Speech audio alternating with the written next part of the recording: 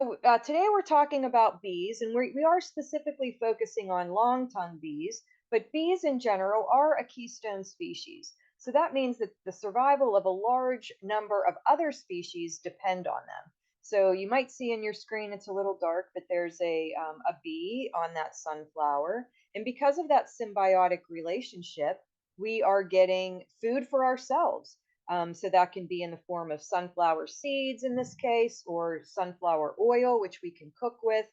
Sunflowers are also a resource for biodiesel, which is a really clean burning fuel that we could help to reduce our carbon footprint by using more plant-based fuels.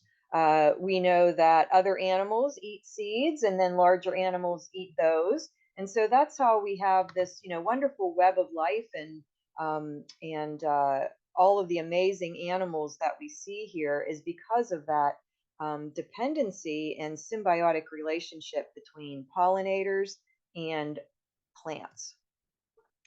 Bees and pollinators are also indicator species. So they kind of give us a snapshot of what's going on in the ecosystem or the environment. Bees, for example, are really susceptible to pesticides. As you can imagine, they are deep in the flowers. Most of the pesticide applications are done on weeds, flowers, or sort of forbs or herbaceous material, and those are pretty low to the ground. And the way that the bee's body is structured, excuse me, they are, their bodies are in the flower. They're saturated in the chemicals.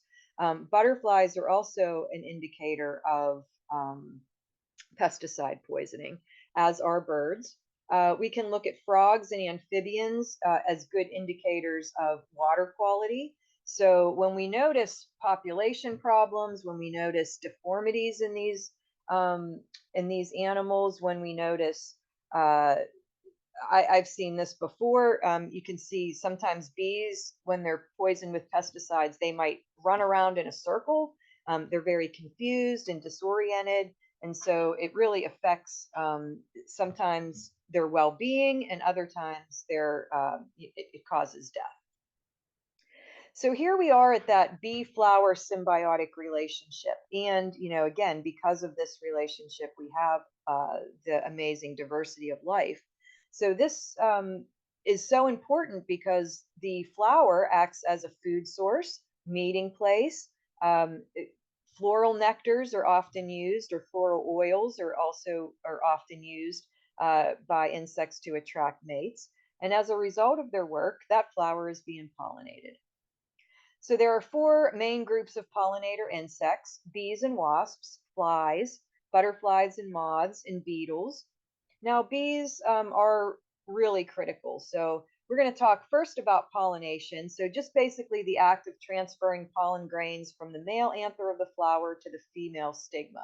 So this is the way that plants are able to produce seeds, and they're containing all that genetic information that the plant is going to need in order to produce a new plant. So, in other ways that we get plants are through division, cuttings, let's see, micro propagation. All of these things are clones. So in those types of propagation, we're not getting genetic diversity. It's the exact same sort of DNA as in the mother plant. So yes, they're good and they're great. And I do say, share plants with your friends and neighbors. But the way that we're getting thriving genetics and good genetic plant populations is through seed propagated plants. So moving pollen, flowers can't get up and walk around, so they need to have some kind of vector or some kind of something to move the pollen. So it could be something non-living like wind and water. And the earlier forms of plants were really dependent on those types of pollen moving. And then birds, insects, butterflies, bats, and often other animals help with that pollen moving. So these animals or insects are referred to as pollinators. And it's sort of the unintentional consequences of them getting food. So bees are the most important. They're the only insect that deliberately gathers pollen. So they're actually out there hunting for it. Many of the other animals, it's just an indirect consequence of them foraging for nectar. But bees actually need pollen. It is a big part of their diet.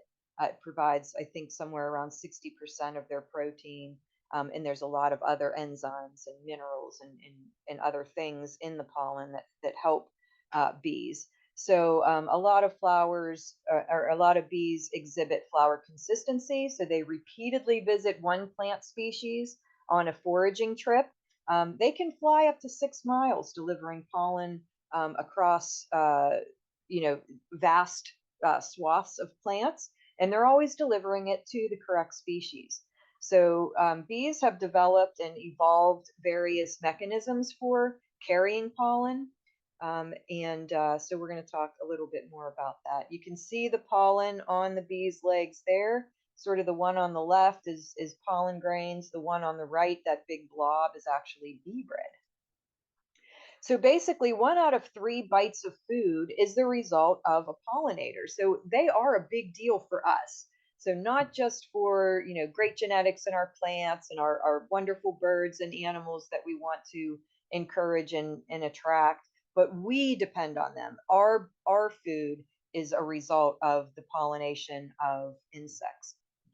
So, again, how is that pollen getting to uh, the correct part of the flower? So I like this picture just to show sort of various methods of how flowers have evolved. So this geranium maculatum, which is our native geranium, beautiful spring blooming ground cover type plant, they have actually different types of plants. So bisexual flowers on one plant, and then this could be female flowers, just entirely female flowers on another plant. So if you have this plant, you can look at them and see whether they're bisexual or whether they are female. Now, the bisexual flowers are going to have pollen, and they actually produce more nectar. What a lot of flowers do, and we could see that in this particular slide, we see that the stigma on the left is closed and the anthers on the left are full of pollen. So, in order for this plant to sort of discourage self pollination, the two parts mature at different times. We can see the stigma on the right is open, but if we look closely at those anthers, we don't see the mature pollen on it. So they're either gone, the pollen is gone, or it will ripen at a different time. So that key component to the flower again helps to eliminate the possibility of self-pollination. Self-pollination does require more energy for the flower, and it's also not as exact. And it's usually either a backup mechanism or used with plants that maybe are planted or found in locations that maybe don't have a whole lot of insect activity. So when we're looking at pollination efficiency, we can think of wind pollination as kind of like a message in a bottle. There's a ton of it's out there, it just gets spread around in the wind. Hopefully, it's going to find the right plant species to land on and, find the entry point on that plant in order to pollinate it. So it's a sort of a chance kind of mechanism. If it's not windy the day that the plant produces pollen or the pollen is released, it's not going to be as efficient. If it rains on the day that the pollen is released, again, not going to be as efficient. So that's sort of a chance mechanism. Where bees, we can look at that as like FedEx Express. They are taking the package from one flower to the other, no delay, right to the exact flower, and process is done. They're pollinating that flower in a very efficient way. So, like I said before, plants can't walk around. They can't call, hey, I'm over here, like come over to me. So they have to attract insects in a different way. So they do that by offering rewards. So these rewards are not free for the plant. It takes them energy to create these rewards. They are using their energy in order to make them, so they better work if the plant is spending a lot of energy to create them. So this is a great picture of nectaries. They're located at the very base of a flower, and that's what kind of the nectar looks like when it's still inside the flower. It's a little bit thick, but not really. And sometimes there can be a lot of nectar in those nectaries. Sometimes it's not so much because, again, the flower wants to get pollinated. So it offers a humongous drink each time it's offering nectar. The insect is going to be, or the bird, or it's going to be, yeah, I'm done, I'm full, I'm going to move on.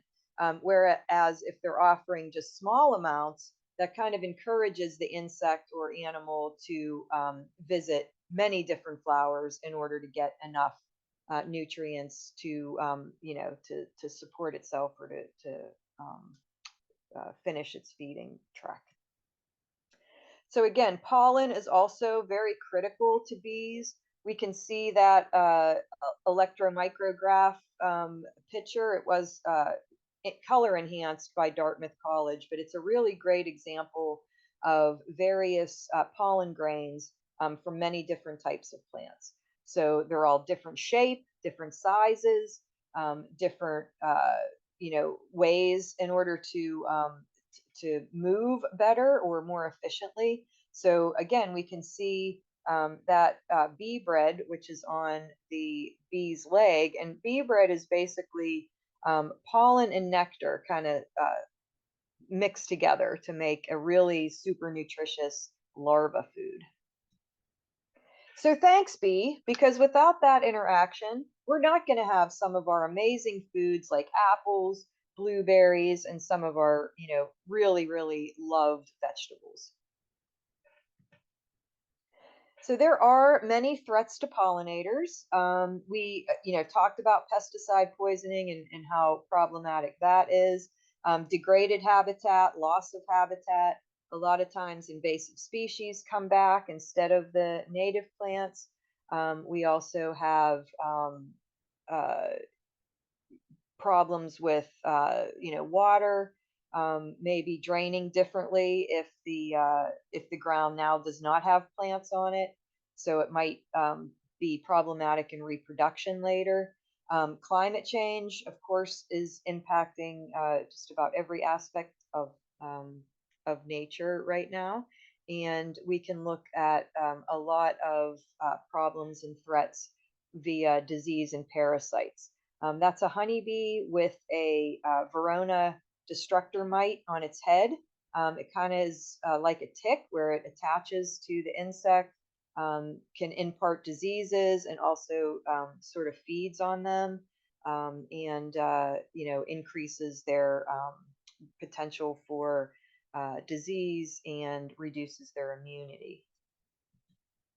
But we can make a difference. So I always like to think, just how helpful some small steps that we can take in our gardens and our landscapes and our community spaces that really absolutely make a difference. And this is one of them. So many environmental problems are beyond our grasp, but this is something we can do today. Everybody can plant one plant. Plant a few plants this season, spread a packet of seeds in a meadow somewhere. We can all impact habitat, and we can all help bees. So hopefully today you can learn a little bit, pass it on to friends and neighbors, and get some plants in the ground. So we're going to start today by reviewing some native long-tongue bees. We're going to look at a variety of native plant traits and how they support long-tongue bees. We'll look at some landscape concepts, and we're going to review some really beautiful plants. Now, I just want to say, I'm a botanist. I'm not an entomologist. So we're just going to go over some quick basic stuff about bees. We really do have a fantastic entomologist here on staff, Nelson. So if you do have more in-depth questions on bees or other types of insects, please reach out to Nelson, and I'm sure he would be happy to help get those questions answered for you. So the various types of bees include the generalists. So they're gathering nectar and pollen from a wide range of flower types and species. We can look at the bumblebee as being a pretty good generalist, um, the eastern bumblebee. And specialists use a single plant family or genus for their food life cycle. And they're usually tied to a very specific host plant. So, that makes life a little bit more difficult if you can only access or use one type of flower or plant family. So if you're interested in attracting a certain type of bee or a certain type of pollinator, insect, or bird, look at their specific needs, and then you can very easily match a plant that will support them, and then you'll be able to see them and support them better. So the wild bee body diversity favors diversity of flowers. So bees' bodies are very diverse among the different families. Some have branched hairs. Some are so cool they have an electrostatic charge that can help them to attract pollen. Others have brooms on their legs or their abdomens to help them sort of dust off pollen onto themselves from the flowers, which is super cool.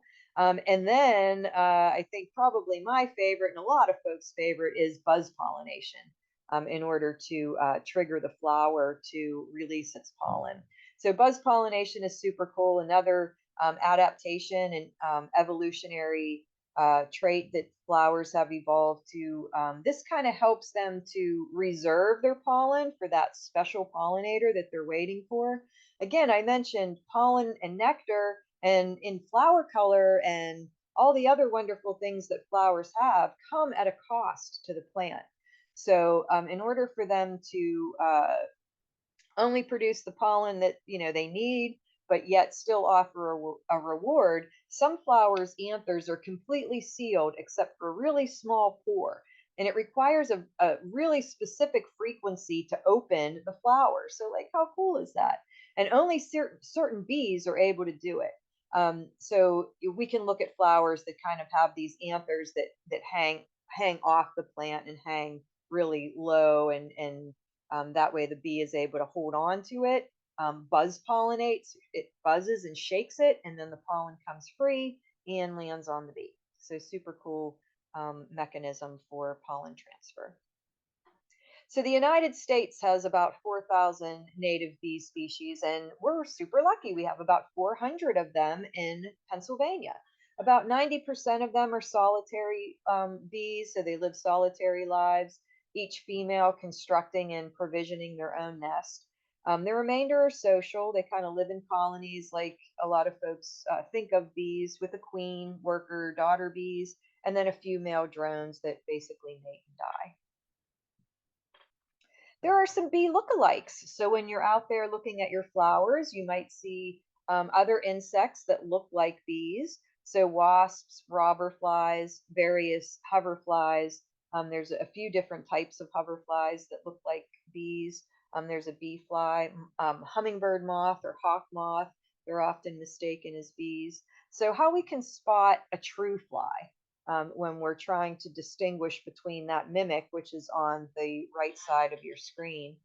So first of all, the eyes are huge. So you can see on the left side that fly that has the eyes are almost as big as his head. We can see the antennae are very short and stubby. We could see that better on the picture on the right. They have a kind of a bristle halfway along that short, stubby antenna.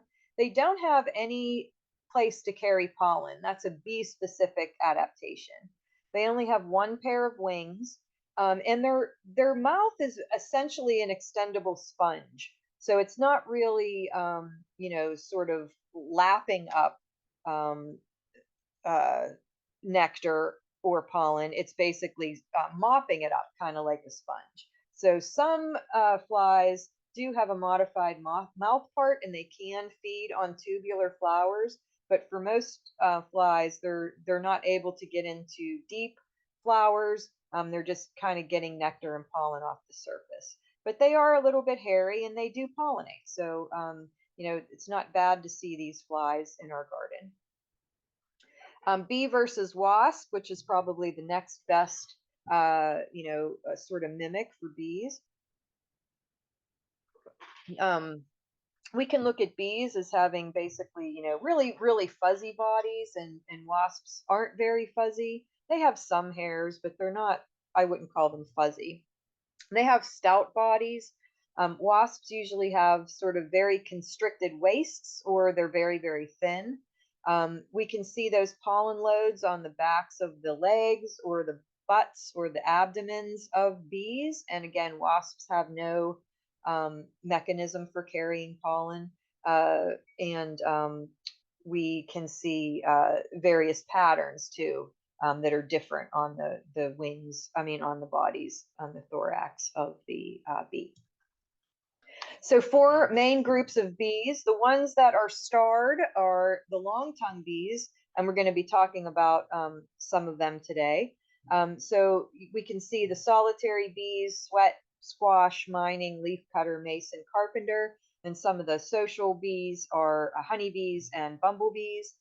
Females are the ones that sting. They're also the ones that lay eggs, and again, those males are just really around to mate. So there are, lots and lots of bees represented in those groups, but they're the main groups.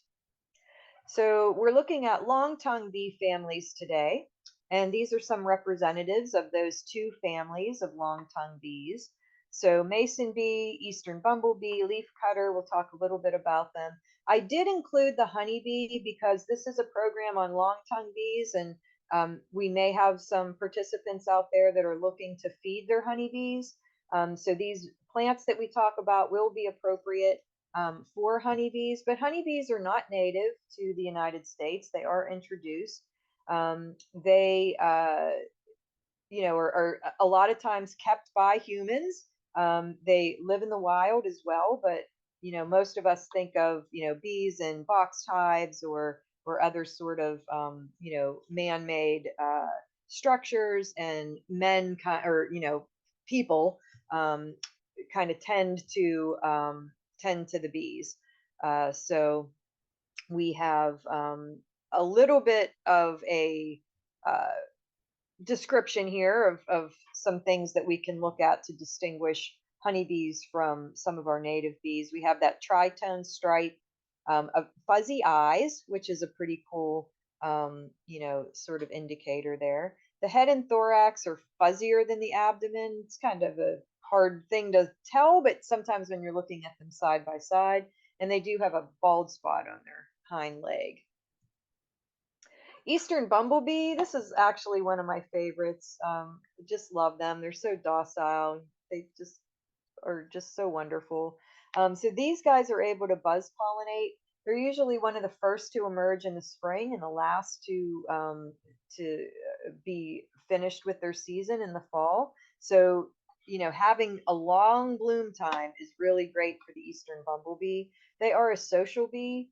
Most of them do die in the fall, but the queen will hibernate, typically in above ground nests, hollow logs, rotted wood, uh, in the grass, um, so you can find them most of the time, sort of lower in the ecosystem, and they can also thermoregulate, which is neat. Leafcutter bees, these are just so amazing. If you've ever seen leafcutter bees work in your garden, they are so exact. Like they have, just amazing cutting skills. They're able to carry pollen on the underside of their abdomen. Sometimes they're silver or white. They have silver or white hairs. Here's a really great example of that leaf cutter. It's going to cut this hole in the leaf. They're usually very, very exactly round. And we can kind of see that on the corner there. It looks like the one in the center might have been two separate cuts. But they actually carry this little piece of leaf, like you see that bee doing right there, and they line their nests with the leaf, making it nice and cozy for their eggs and their larvae.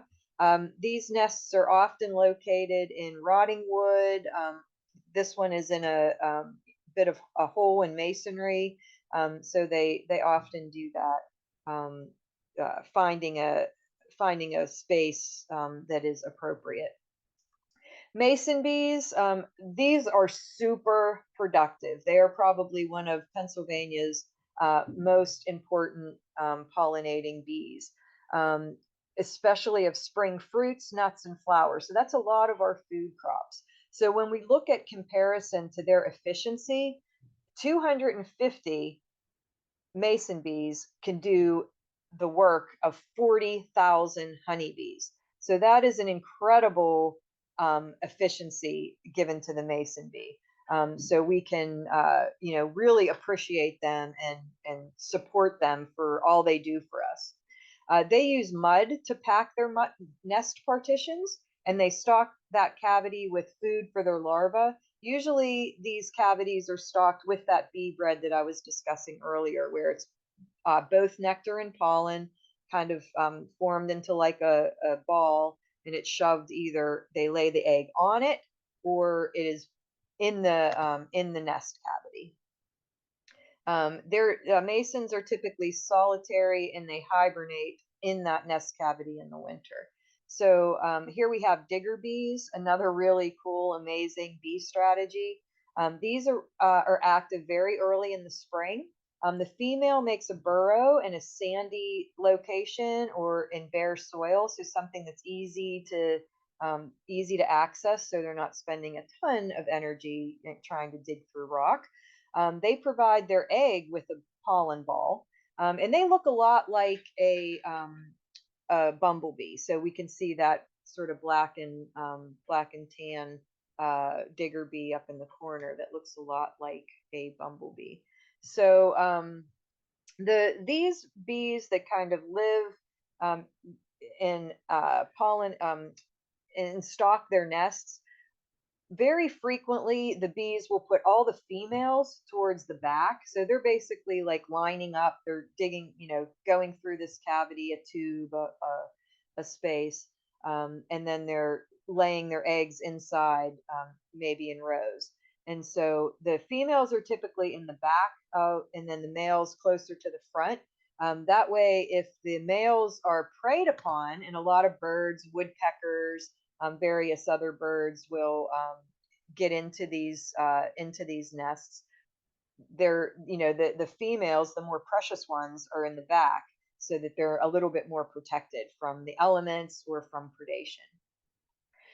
So we can look at flowers and how they evolved with insects, and look at all the very cool pollination syndromes that flowers exhibit. So these collective traits, called pollination syndromes, can give us uh, an example or suggest kind of what types of animals or insects are going to visit the flower based on these characteristics of the flower. So that could be color, scent, time of bloom. So this is what we're looking at for a bee-friendly flower. So it would be pretty fragrant. Bees are attracted to scent. Bees prefer a landing pad, so either a big anther that they can hold on to, or a flat flower, or an umbel that's flat and they can walk on it, or stand on it. They see an ultraviolet light, so they're really looking for visual cues as well. We can see the ultraviolet coloration of that flower down at the bottom. We see it as that bright yellow, but bees see it differently. They see it with the little bit more pronounced um, stripes on it. These colorations are designed for, again, bees to see, because they see in a different color, and they basically are pointing the bees to where the nectar is, where the resources, where the reward is. Um, Flowers are also able to, once the pollen, or once the nectar is gone from that flower, those uh, ultraviolet visual cues will also fade, so that the bee can look at the flower and tell that there's no nectar left. So they're not wasting energy digging around an empty flower. Again, we have those pollen or nectar rewards. That's going to really be a important characteristic of bee-friendly flowers. And then we have those strategically positioned anthers and stigmas, so to make it that pollination very easy. the plants have evolved these wonderful um, uh, shapes. So when we're looking at, you know, trying to provide space for our pollinators, we want to start small and expand over time. That way we can get, you know, patches really nice and started in a very meaningful way. Incorporate a big succession of flowers that bloom throughout the growing season. We want those accessible flower shapes, several plant species blooming during the day, and of course, native plants are best without pesticides. So flowers visited by bees, once again, full of nectar, usually brightly colored, that nice fresh scent, open during the daytime with those landing platforms and those flower tubes with nectar at the base. So now we're going to take a look at some early nectar producing plants. And we'll go through these just sort of casually and just to enlighten you on some of the really cool plants that you might have already growing in your space. You might be thinking about incorporating some of them, or maybe you need you know, something in the spring or something in the fall, and you can maybe find something within these plants that will suit that. Just to say, you know, of course, those were not all of the long-tongue bees in the bee world, and these are not all the bee-friendly plants. But I just focused on some. We only have an hour, so you know, do what we can in that amount of time to get some plants on our minds. So here we have Amelanchier arborea, or just Amelanchier species. There's many different types: Canadensis, Lavaris. Um, so the serviceberry, very, very early blooming, big open flowers. These will support a lot of those early bees that are coming out early. Sometimes you'll see serviceberry, you know, blooming in March or April, depending on the temperatures. But typically before the leaves, or just as the leaves come out, we're going to see serviceberry. This is a small tree or a large shrub, typically reaching, you know, maybe 20 feet at maturity, often multi-trunked or multi-branched at the bottom. If you are looking for a tree variety, usually arboreas is the species you'll be after, and you want to look for one that has a nice, strong central trunk, because as I mentioned, a lot of times they're multi-trunked. Uh, you're for tree form, you're looking at like 1 to 3 trunks coming out of the base. Shrub, you know, anything over that, you're going to have more of that shrub look. They also produce an edible fruit for people and birds, and a really beautiful bark and awesome red color for the fall. Ilex opaca. This is very often overlooked as a pollinator plant, especially for bees, because the flowers are so small, and typically the plant is evergreen and covered in leaves, and the flowers are kind of underneath, and they're very small, so you're not able to see them. But if you stand underneath of an American holly, because these can get very large, you know, 80 feet. Sometimes they're pretty slow growing, especially when you see them out in the forest under the tree canopy. They take a really long time to get to that mature height, but they will eventually. And if you stand underneath of one, it is just literally a buzz of bees, and they are really after those tiny little white flowers we can see in the inkberry, which is a small shrub, maybe getting anywhere from you know, 3 to 6 feet, also evergreen, with those kind of tiny white flowers. We have one deciduous ilex, Ilex verticillata, or the winterberry holly, also supports pollinators in the same way. That one again loses its leaves in the winter. Opaca and glabra will hold on to their leaves and create also some sheltering habitat during the winter. Malice or any of the apples are really fantastic plants for bees. Mason bees are fantastic pollinators for a lot of the uh, members of the rose family, and Malice and Prunus. So we see that very open flower. They're very clustered. There's lots of them on the tree, so really really great for that uh, efficiency and for helping bees to find food in a more compact space. So they're not flying, across a giant field to reach 3 or 4 flowers on the other side.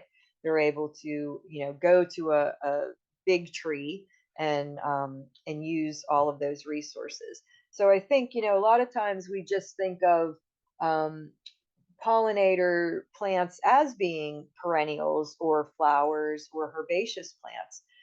But we have to, remember that trees are also producing a ton of flowers and creating a lot of food and again in a more compact space. Prunus americana, sorry about that capital A in the genus name. It should be, or in the species name, it should be a small a. American plum.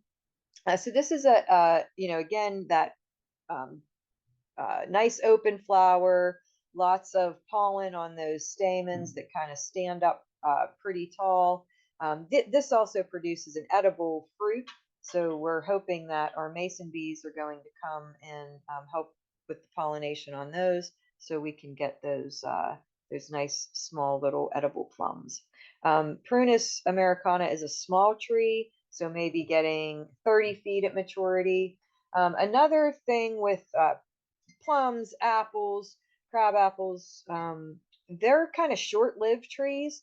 So, you're thinking, maybe getting 40, maybe 60 years out of them, and then they kind of start to succumb to disease and other issues. That's not always a bad thing, because that tree later on is providing that soft wood for nest cavities, not just for bees, but for birds as well. So sometimes those old unproductive apple trees still provide a whole lot of resources for wildlife. So now we're getting into some early blooming perennials. So Aquagilia canadensis, or wild columbine, such a beautiful flower. Not a whole lot of bees are able to access this because of it's upside down, but some of them can, and the flower tubes are very, very long. So some of our long-tongued bees are able to access that, where many, many other short-tongued insects are not able to access that. This is one that's pollinated mainly by hummingbirds, but we do have bees that use it as well. Golden Alexander has that kind of flat top flower. This one, the flowers are not quite open. You can start to see a few stamens popping up, but that's almost closed. This is a very early plant, really important for bees in the early spring, providing a whole lot of resources and makes a really nice ground cover for a moist area. The plant itself maybe gets maybe 2.5 feet tall, with these parsley-like flowers and leaves. There's that geranium maculatum that we talked about earlier. I'm not going to go into detail. I just wanted you to see the leaves on it and how the flowers kind of stand up above the foliage. Fragaria virginiana, or wild strawberry. So this is a ground cover. It's going to be growing along the ground. Again, a lot of bees are nesting on the ground. So having resources when the eggs are coming, or the immature or freshly hatched bees are coming out of the ground, they're going to have resources right there for them. So when we looked at these spring blooming plants, we can see we first talked about, really tall trees, and then we went down the scale to ground covers. So that's what we want to think about, that layered habitat. It's the same concept that we use to support birds and other animals. We're using that same layered effect to support long-tongued bees and other pollinators. Here are some mid-season nectar plants.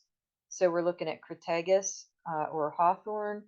We could see that flat flower, great landing platform, lots of stamens, uh, able to, again, many clusters of flowers on this tree. Again, being a tree, lots of resources there. Um, with great pollination from the help of our insects, we're going to have that amazing fruit for birds later on. This tree has big thorns, so it's a good shelter tree for other wildlife. I will say I'm not a huge fan on the scent of hawthorn flowers. They're kind of repulsive to me, but they only put out their scent for a few days, so that's at least good.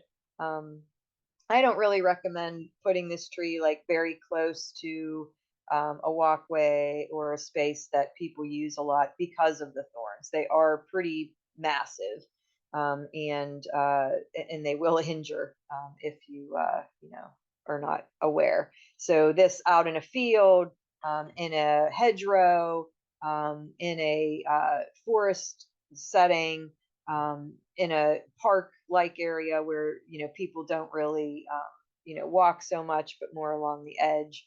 This is a great tree. Joe Pye, the genus there, you might see that different in field guides. They keep changing the name on Joe Pies. A few of them have different names. So you may see it as Eupatorum. You might see it as Eupatora delphis. There's a few others, so just be aware of that, especially if you have a new field guide and maybe you're comparing it with an old field guide. But Joe Pies, amazing flowers. When we look at them up close, they are individual tubes on these massive flower florets. So big plant, 6 to 8 feet tall. Again, massive food resources, kind of in a compact area. We're probably looking at 100, 200 nectar ports just on that particular flower there. And Joe Pye has many, and they are massive. Beautiful standout. Some of them have purple stems or spotted stems or just plain green stems, but they all have this whorled leaf arrangement, which is really cool if you're looking to, sort of change up some of the leaf shapes in your garden to give you some more texture and interest. Here we have Helianthus.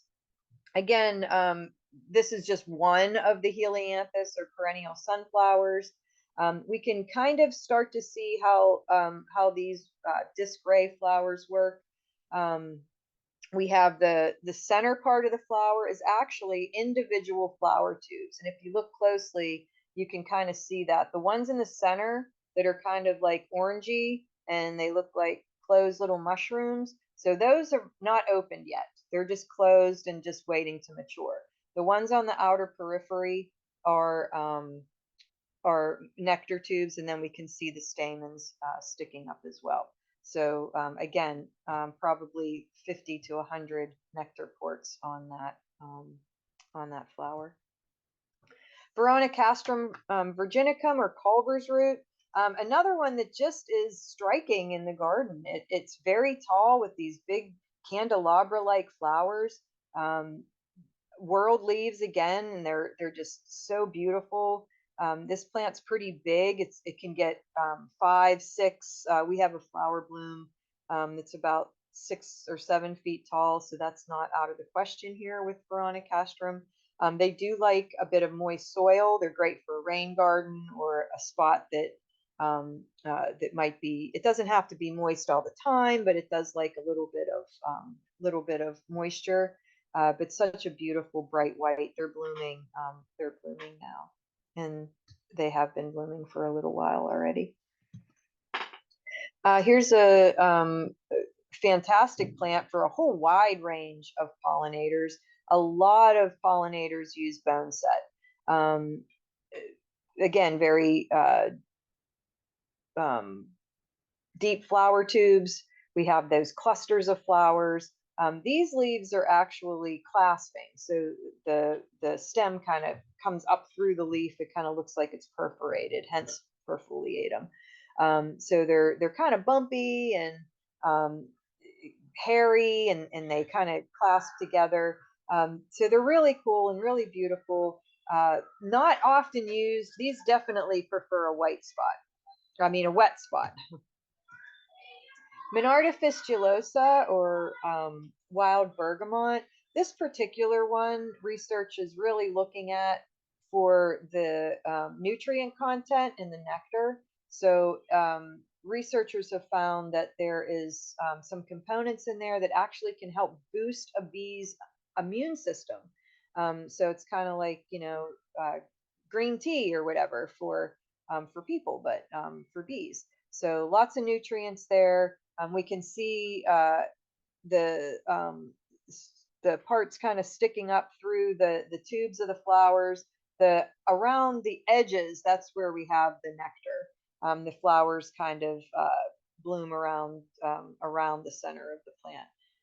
Very minty, very fragrant. Just a lovely addition to the garden. It spreads pretty easily on its own, just kind of will run through the garden, and it'll also drop seeds and help to increase the patch. Those seeds are really beneficial for birds in the fall too, if you are thinking of stacking functions and providing plants that not only support pollinators but can also be resources for birds and other animals later on. Monarda, this particular Monarda, kind of does it all because those flower petals and leaves are also edible for people. Another really fragrant, fantastic bee plant is hyssop. Again, looking at those flower tubes, we can see how each one of those is going to have just a little sip of nectar, so that the bees are encouraged to go to all of the flowers or multiple flowers. This smells like licorice. So when you rub the leaves, it kind of has this licoricey smell. Again, also edible for people. Super easy to grow too. It blooms for a really long time. It's started blooming a few weeks ago, and it'll just keep going until frost, which is unusual for a perennial. Normally, perennials have 3 weeks, and then they're kind of done. But hyssop really is a long bloomer. You get a lot out of it. Any of the mountain mints are great. I'm just highlighting the Virginianum. Many folks have different other types of mountain mints. Some of them right on the edge of our native range. This particular one is really great for bees and other types of insects. Very heavily scented, very strong minty fragrance, and it is pretty easy to grow as well. Penstemon digitalis, another champion in the garden, very easy as far as adaptability. So it can grow in drier conditions, moister conditions, part sun. It'll grow in shade, but it won't give you as many flowers. Full sun as well. It has an evergreen sort of basal rosette that usually stays pretty green during the winter. And then we have these beautiful, deep tubular flowers on the penstemon. Bees sometimes will actually crawl in that super long tube and be able to access the nectar. Allium, or nodding onion, short plant, again, will spread throughout the garden just from seeds, or it does have like onion bulbs. The whole plant is edible for people, and pollinated by many of our bees. Asclepias incarnata, swamp milkweed, or really any of the milkweeds, are really um, uh, utilized by some of our long-tongued bees. Milkweed, though, can be a really dangerous challenge for insects. We can kind of see some of these almost square-looking pollen packs. So milkweed doesn't have like the dusty pollen like we typically think about when we think of pollen. It has these more sort of waxy, compart little packets of pollen. And so bees have to basically yank those out of the flower. They kind of get stuck on their legs, and then they have to be inserted into a different flower just at the right angle. There's a whole bunch of really complex ways that this happens. So as these cling to the bee's legs or fuzzy bodies, they're wet when they kind of come out of the flower. But as the bee flies, they dry and then they open into a different shape. They'll spin into this um, correct uh, sort of direction that they need to be, and then they can be, sort of rested then into the flower. So very complicated.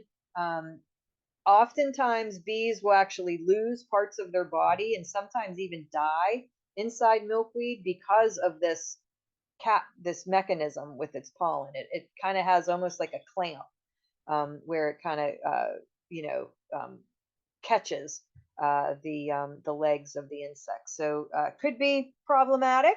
We love milkweed for its ability to support monarchs, and they're just wonderful plants.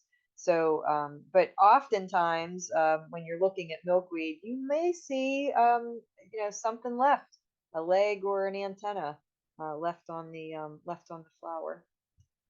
Now we're getting into some late season nectar plants. So New York ironweed, this is going to be blooming really soon. This big, bright purple. I like this picture because you can really see some of those nectar tubes on that flower that's really towards the center left, and you can see just how long they are. Another really nice big tall plant. New York ironweed can get 6-10 feet tall. Loves a meadow. Absolutely loves full sun, clay soil, and will just thrive. Solidago, one of our last blooming plants here in Western Pennsylvania. They're usually blooming in late fall, supporting our bees with a lot of pollen and a lot of nectar.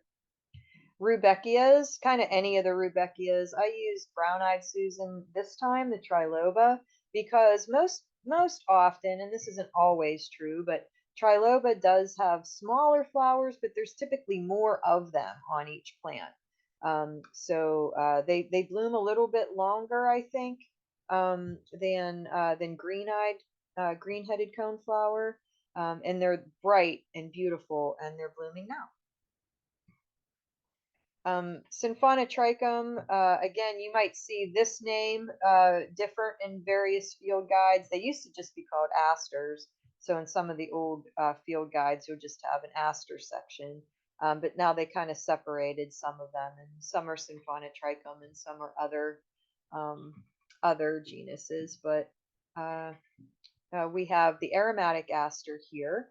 This is a really great one for the garden, especially if you have a smaller garden space and maybe you can't do a really big aster like a New England or purple stem. Aromatic is more round shape instead of upright like the other two I mentioned. And it is really only about maybe 2.5, possibly 3 feet tall, but usually pretty short and roundy. And it gets pretty wide. I would say probably like 3 to 4 feet wide just with one plant. So again, lots of flowers. It's a very long bloomer as well. So it starts flowering usually 2 weeks or so, sometimes longer before other asters even think about blooming. Lobelias are really nice plants for those long tongue insects, either the great blue or the cardinal. So cardinal flower, the red, that prefers and actually kind of requires a more moist habitat. Doesn't have to be in water, although it can be in water. You can plant these in a pond or where it's just water all the time. They'd be okay. Not like in the middle of a pond, but like where the edges are, but it's wet all the time. They'd be totally fine there. but they don't like to be dried out. So just keep that in mind. Where great blue lobelia, a little bit shorter, and can have a little bit more flexibility with its habitat. So it can do moist, it can do part shade, it can do a little bit of um, a little bit more sun maybe than some part shade plants. So I wouldn't say full sun. They tend to get a little bit crispy if you put them in like all day sun, but you know, 6 to 7 hours or so, even 8 hours, they'd probably be okay. Just not like dawn till dusk. Closed gentian. This is a short plant, maybe a foot and a half tall. Um, the flowers kind of never open. They're always that closed appearance, like the one on the left. But that's a great picture of a bee getting ready to go inside the flower. So that's their strategy. They have like this closed top that only a big a bee can actually pry open and crawl into. They're able to get the nectar and pollen dusted on them as they're crawling around on the inside of the flower, and then not like a uh, Venus flytrap or something. They're not catching the insect in there and keeping it in there and you know eating it. They are just making it so that the bee can fly right back out very easily. It's so fun to watch these flowers getting pollinated. Unfortunately for the flower, some insects have found that they can skip and bypass sort of the force mechanism of like prying open the flower, and they'll bite a little hole in the bottom and get to the nectaries that way. When that happens, the flower is not able to be pollinated because that pollen does not dust on them. They're kind of cheating. So we want to watch that, and we want those bees to pry that flower open and crawl in. So again, those are by far not all the nectar plants that are out there. There are many more that long-tongued bees can use, but those were just a few that will support all the different bees that we talked about today. And here are a few pollen plants that will also do the same thing. So black willow, again, early spring, perfect for those bees looking for that bit of protein when they come out of hibernation or when they are newly out of their or newly new adults. American hazelnut. This also has the catkins that produce a lot of pollen. Most plants that have the catkins like that are wind pollinated, but bees will definitely visit them for pollen, and they will also distribute that pollen as well. Acer saccharinum, any of the maples, but I just focused on sugar maple here just because it's my favorite.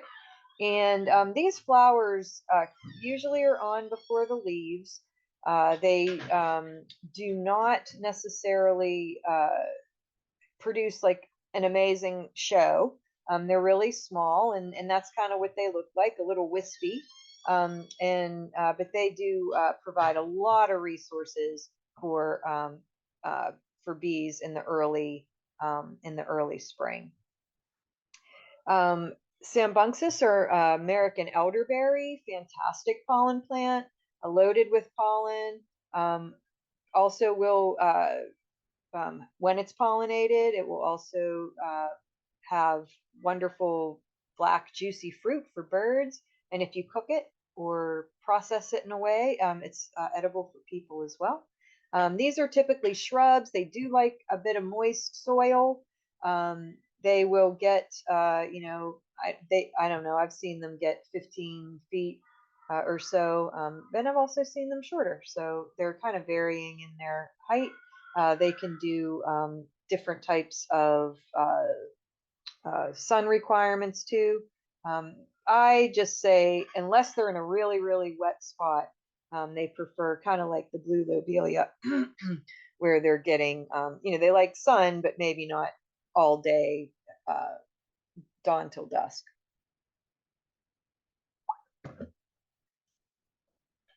So we were able to take a look at some plants and hopefully maybe you learned a new one or got reminded of one that you wanted to plant this year. Lastly, we're going to take a look at the North American Pollinator Protection Campaign. So these are basically guidelines that we can think about when we're using land and working in our spaces of how we can support pollinators. So that plant diversity and foraging habitat, 8 or more plant species grouped together in a single site will really help support pollinators. Those 8 plants, we're hoping are going to span from spring to fall.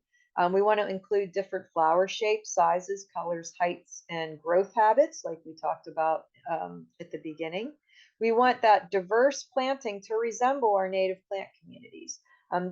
This way, they're most likely to resist diseases and pest problems. We have a lot of interactions happening between other insects as well. So we're getting not only pollinators, but other types of insects in there as well to keep pest pressure low. And we're providing resources for all these different life stages. Our planting layout, again, grouping those species together actually helps to reduce the energy required for foraging. So by, limiting the amount of time the bee needs to be spending on resources for foraging, that means they have more energy for other things in their life, like reproduction. 3 feet space of an individual species is a good sort of base. So we can look at some plants, like I mentioned, Monarda, for example, that can easily take 3 feet of space with maybe 1 or 2 plants. Others, like penstemon, you might need 7 or 8 to fill a 3 foot space because those plants only get about a foot at maturity. So depending on the species, you might need to add more than just one individual into the garden. That also makes a really nice show too, because it's just bigger and brighter. It is ideal to have egg laying and foraging resources in the same area. So when we're talking about reproduction for bees, they could be, various hives, especially if we're talking about, our non-native honeybees, but they're, ones that we do care about, and we do want to help their populations as well.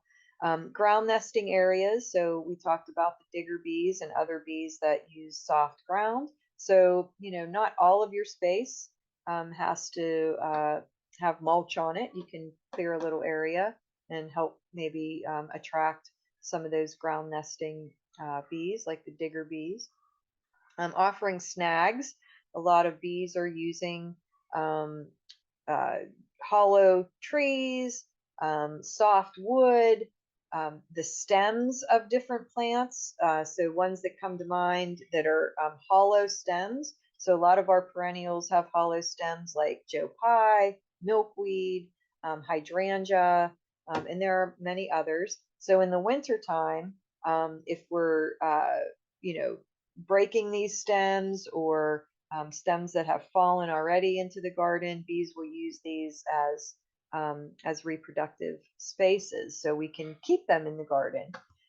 If you do decide to do a man-made type bee habitat, please look at the latest research. Right now, the bee blocks and other things, they're recommending that every year you change out the tubes or you can use stems too, like that one that's the top bee house that's on the top, that's using either paper tubes or stems of plants.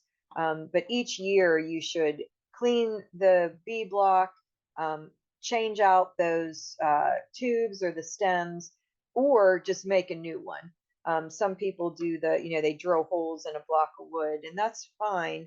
But every year, just make a new one. That way we're not transferring or harboring disease or pests or parasites. Shelter. So really certain species have specialized shelter needs. If we're providing a dense foraging habitat with plants close together and lots of different types of plants with a little bit of bare ground, chances are we're going to be producing shelter as well for our bees. We want to avoid using exotic plant species, especially those with double flowers. So our straight species don't have that sort of man-made characteristic where the flowers are super bunched up. Bees typically aren't able to access that, or sometimes there just isn't nectar or pollen available because they're not. They're usually clones of some kind. So yeah, they're very pretty and they're nice to have, but they're really not doing much as far as supporting bees. Really important, I think, is you know, consider eliminating your use of pesticides altogether. They are especially dangerous for bees and hummingbirds. You can consider IPM, which looks at density of insects and then determining a solution after you're sort of monitoring the densities. Organic methods are typically limited to control methods that don't impact pollinators. And also, we can look at our own tolerance for pests. Just because we have some leaf damage on our trees or shrubs doesn't mean we need to reach for the chemicals. Like we saw before, sometimes that damage is, maybe a leaf cutter using that leaf. Maybe it's the larval stage of a specific butterfly or pollinating uh, moth that may be using those leaves. So we can look at our tolerance for pests and maybe, deciding to have a better, higher threshold. Monitoring the site, this can be really fun and also helps science to get better data on our plant and pollinator populations. So some great projects that you can get involved with are iNaturalist, Bumblebee Watch, and Project Budburst. And you can look at, the Great Sunflower Project. So we can look at these as a way to not only use our space to support the ecosystem, but also use our space to support scientific research. So we can totally make a difference. So just to recap, helping native bees, we want those spring and fall flower blooms, diversity of flower shapes. We want those nesting sites, no chemicals. We want to try and use as many native species as we can. We don't have to have exclusive native gardens. We don't have to dig out beautiful, healthy plants that we love. We can work together and have plants that you love um, living and cohabitating with native plants, and that's okay. So we're not advocating for total removal of non-native species, but we want to look at invasive species and try and reduce those and maybe changing those out, and plants that may be causing damage. But adding a few native species to any garden space will certainly help. And then again, those layers of vegetation. So thinking about vertical layering in the garden, and you can go to any meadow or any wild space and get help with our plant choices by just looking to see what nature has out there and how nature is structured. And that can help us to figure out our own landscape spaces. Um, if you're interested in getting a personal consultation for your property, you can reach out to us through our backyard habitat, certified backyard habitat program. So lots of folks in the Pittsburgh area have reached out and learned how to create a more habitat friendly home landscape. So if you're interested in that, please reach out to us and we can point you to the right person to come and check out your space.